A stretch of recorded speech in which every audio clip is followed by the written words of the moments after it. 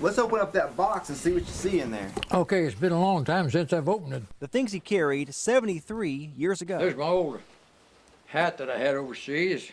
Bob Shriver joined the Army in February 1943. But here's my pride and joy. That's my brother and my first wife. He carried that picture frame all through the war. He trained in Texas, then Missouri. He grew tired of the training. On the bulletin board, every once in a while there'd be a notice, you could volunteer for this. We volunteered for everything that was up there, from paratroopers to this, that, and the other. And they had one that come on and said, they wanted a 90-day mission, did dangerous missions, but they didn't tell us what it was, where we were going, or anything else. Of course, we signed it anyway. Bob Shriver fought in the China, Burma, India theater of World War II. It was the spring of 1944, almost 2 years after the fighting in the South Pacific started and just before D-Day in Normandy. You've heard of Merrill's Marauders. Oh, yeah. Well, they were the original outfit. Mr. Shriver fought in one battle with the men who were left from Merrill's Marauders. That's where he received his first Purple Heart. They were fighting Japanese soldiers in what was then Burma in the Battle of Michinaw. Then, being real brilliant, I said, I better see what's going on.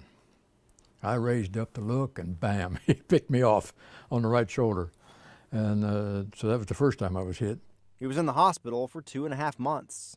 I rejoined my outfit, and that's when we started the Mars Task Force. Mr. Shriver wrote this book for his family and his friends. It's his account of the CBI theater, as well as other stories told by the men who fought there. He wrote about the rugged mountainous terrain and how they used mules to help them carry their gear, and about the second time he was hit that knocked him out of the war. He told me he's proud of what he and the rest of his generation did in World War II. It was amazing that all the people that I knew were just anxious to get into it, to save the country.